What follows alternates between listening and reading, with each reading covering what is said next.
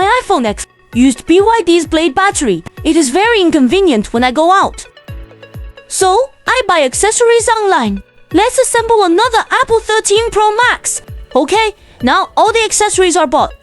The first is the main board.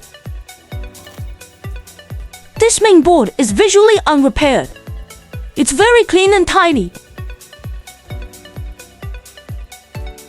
16 grams. This is a matching front-facing camera. Next up is the original screen. This is also used, not brand new.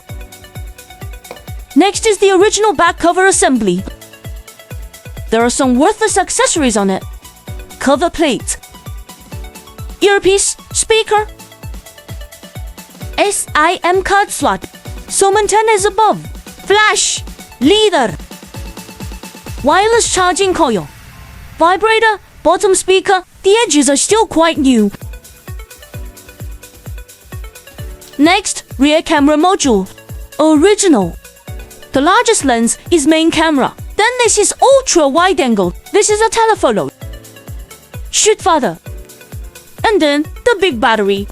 It costs nothing. It's from my fund.